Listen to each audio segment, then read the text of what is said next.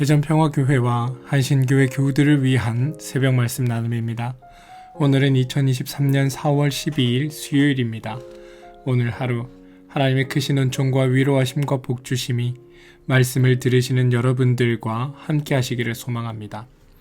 오늘 우리가 함께 나눌 말씀은 마태복음 28장 11절로부터 20절까지 말씀입니다.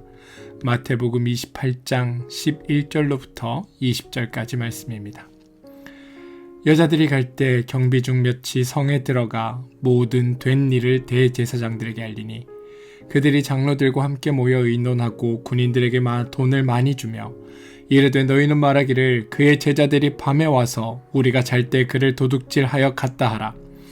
만일 이 말이 총독에게 들리면 우리가 권하여 너희로 근심하지 않게 하리라 하니 군인들이 받은 돈을 받고 가르친 대로 하였으니 이 말이 오늘날까지 유대인 가운데 두루 퍼지니 11 제자가 갈릴리에서 가서 예수께서 지시하신 산에 이르러 예수를 배웁고 경배하나 아직도 의심하는 사람들이 있더라.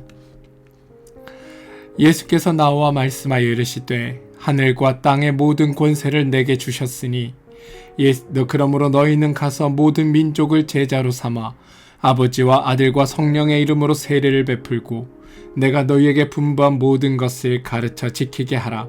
볼지어다 내가 세상을 끝날까지 너희와 항상 함께 있으리라 하시니라.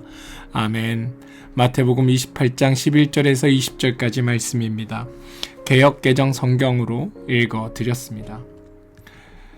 샬롬. 하나님의 크신 은혜와 은총이 오늘 하루 말씀을 들으시는 여러분들 삶에 함께하여서 여러분들의 삶이 주님 은혜 안에서 귀하고 복된 삶으로 연걸어 가시게 되기를 주님의 이름으로 축원드립니다. 악의 마음을 잃는 자들이라는 제목의 드라마가 있습니다. 이 드라마는 대한민국을 공포에 빠뜨린 그 동기 없는 살인이 급증하던 시절에 최초의 프로파일러에 관한 드라마입니다.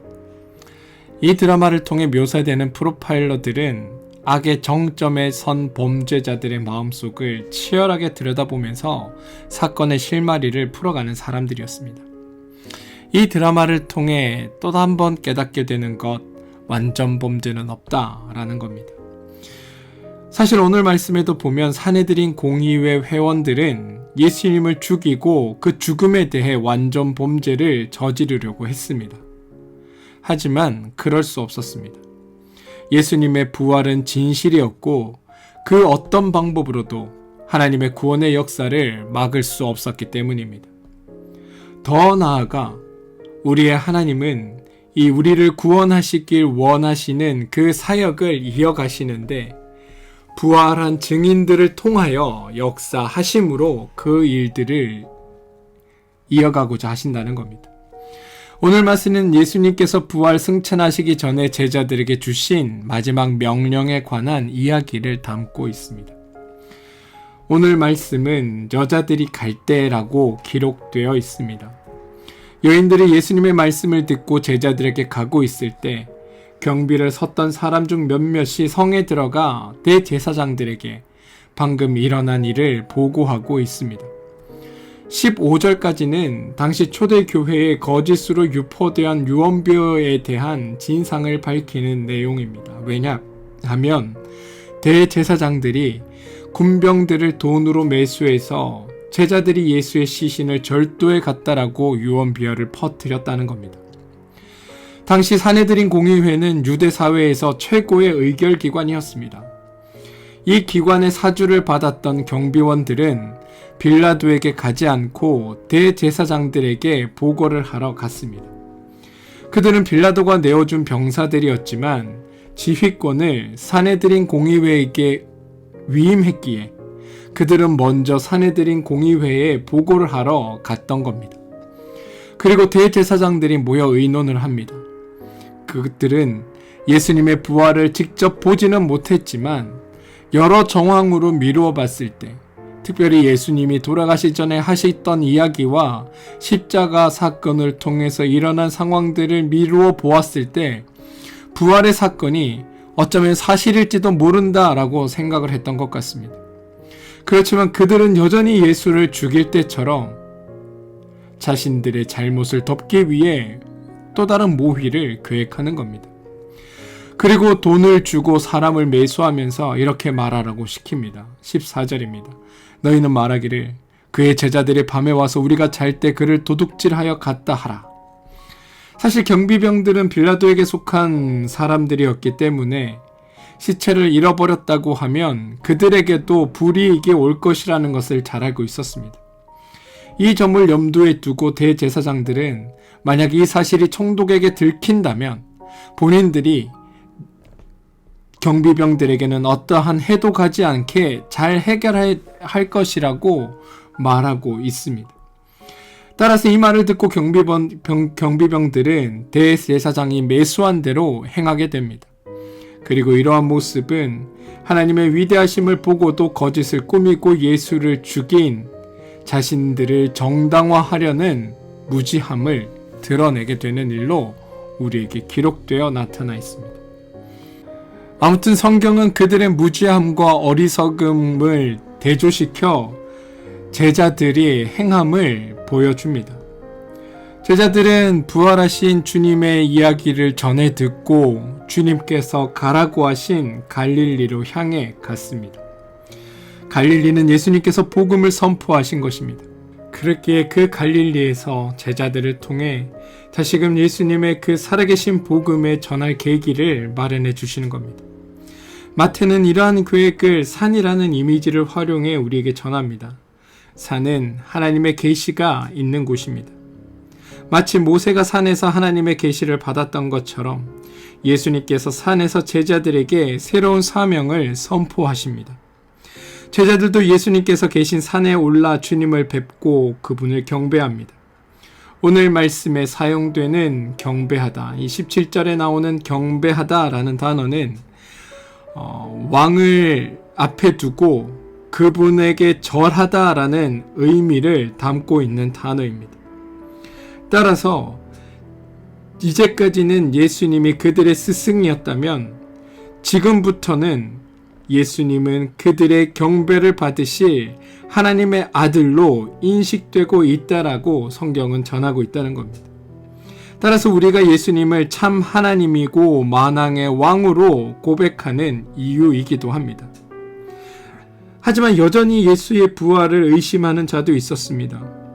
아마 이런 일은 자신 생각에 갇혀 그러한 일을 진실로 받아들이지 못하는 어리석음에 속해 있는 사람이라고 말할 수 있을 것 같습니다. 하지만 예수님의 부활의 사실은 숨길 수 있는 일이 아닙니다. 사내들인 공의회에서 예수님의 부활을 숨기려 해보았지만 주님의 부활은 숨길래야 숨길 수 없는 일로 명확하게 증언되어 드러나게 되었습니다. 예수님은 산에 서서 제자들에게 명령하십니다. 18절로부터 20절 말씀입니다. 예수님께서 나와 말씀하여 이르시되 하늘과 땅의 모든 권세를 내게 주셨으니 그러므로 너희는 가서 모든 민족을 제자로 삼아 아버지와 아들과 성령의 이름으로 세례를 베풀고 내가 너희에게 분부한 모든 것을 가르쳐 지키게 하라. 볼지어다 내가 세상 끝날까지 너희와 항상 함께 있으리라 하시니라 라고 말씀하신 겁니다. 이 말씀은 우리가 잘 알다시피 주님의 마지막 명령이기도 합니다. 하늘과 땅의 모든 권세를 물려받으신 분으로서 우리에게 하신 명령이며 선언이십니다. 그래서 예수님은 제자들에게 강력하게 말씀하신 겁니다. 모든 족속으로 제자를 삼고 아버지와 아들과 성령의 이름으로 세례를 주라. 이 말은 복음의 대상은 한계가 없으며 국경과 민족을 넘어 모든 사람을 구원하고자 하시는 하나님의 그 의지가 담겨 있는 표현입니다. 하나님을 믿는 사람만을 구원하시는 하나님이 아니라 이 땅에 존재하는 모든 이들, 심지어 그리스도를 십자가에 못 박은 이들까지도 구원의 대상으로 삼으시는 하나님의 복음의 선언이라는 겁니다. 복음 위에 굳건히 서서 제자를 삼아 세례를 베풀고 그들을 구원의 자리로 이끌어가는 것, 이건 제자들이 해야 할 사역이기도 합니다. 그러한 관점으로 볼 때 우리에게 주어져 있는 사명은 매우 분명합니다. 말씀 위에 서서 흔들리지 않고 복음의 삶을 살 수 있도록 사람들에게 하나님을 드러내며 살아가는 삶. 제자로서의 사명을 감당하기 위해 하나님의 함께 계심을 믿고 신뢰하며 나의 삶을 통해 그리스도 되신 예수의 삶이 어떤 것인지를 증언하며 나타내는 삶. 이게 제자로서 복음을 드러내는 삶이라고 성경은 이야기하고 있다는 겁니다. 이러한 제자로서의 사명을 감당함에 있어 오늘 주님은 우리에게 참으로 힘이 되는 말씀을 함께 주십니다. 그것은 뭐냐 하면 너희와 항상 함께 있으리라 라는 말씀입니다. 때로 힘들고 외롭고 지칠 수 있지만 부활하신 주님께서 항상 함께 하시겠다고 약속하고 있습니다. 주님의 이 약속은 시대를 지나 우리의 삶 속에 여전히 지켜지는 약속의 말씀입니다.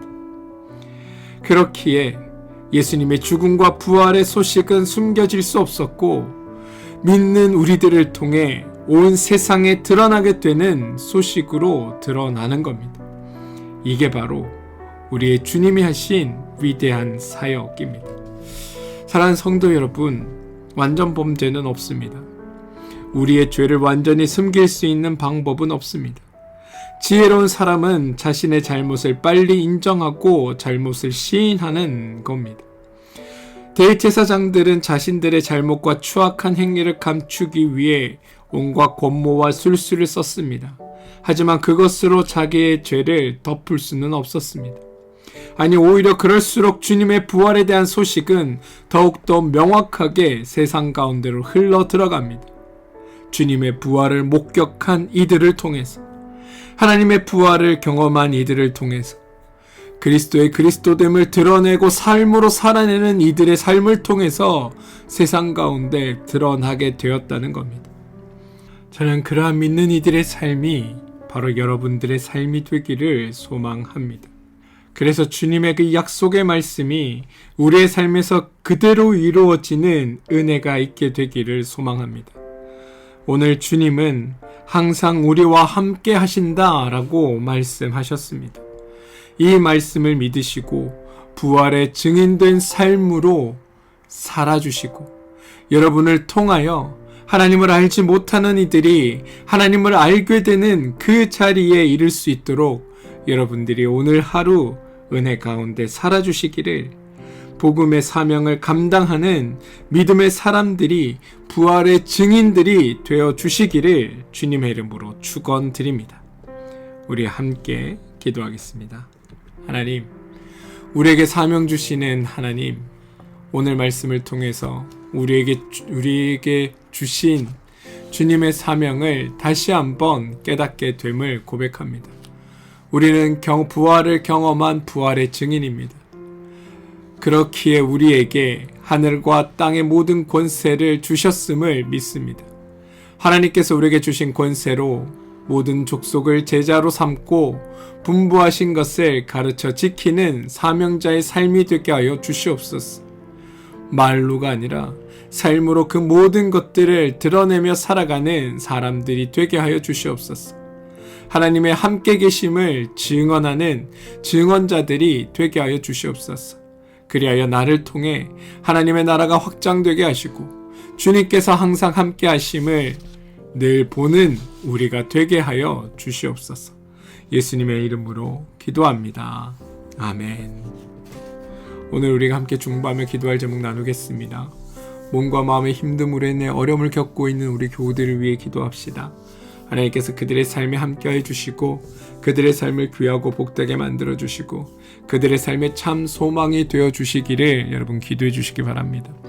자녀들을 위해 기도해 주시기 바랍니다. 우리의 자녀의 삶에 하나님의 도우심과 인도하심이 넘치고 하나님의 선한 이끄심으로 인하여 우리 자녀들의 삶이 복되고 아름다운 삶을 살게 되게 해달라고 기도해 주시기 바랍니다. 하시는 일과 사업체를 위해 기도하시기 바랍니다. 오늘 하나님께서 여러분이 하시는 그 일과 사업체를 통해 하나님의 하나님됨을, 늘 함께 하시는 하나님의 그 은혜를 베풀어 주시는 일들이 경험되게 되게 달라고 기도해 주시기를 부탁드립니다. 교회를 위해 기도해 주십시오. 한신교회와 평화교회가 하나님의 선한 뜻을 이루어내고 주님 안에서 귀하고 아름다운 일에 복되게 쓰임받는 그런 귀한 교회 되게 해달라고 여러분 기도해 주시기를 부탁드립니다. 특별히 두 교회를 담당하고 있는 목회자들과 그 가정을 위해서 여러분 기도해 주시기 바랍니다. 나라와 민족을 위해서 기도해 주십시오.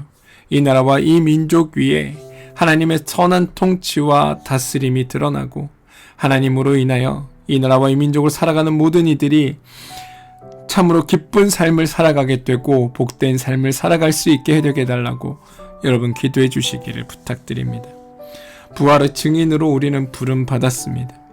늘 함께 하시겠다고 약속하신 하나님의 그 약속을 믿고 여러분 삶을 동행하시는 하나님의 그 신실하심을 믿고 오늘 하루 여러분의 삶을 통해 하나님을 드러내며 살아가게 되는 귀하고 복된 일들이 있게 되기를 주님의 이름으로 축원드립니다. 우리 함께 기도하겠습니다.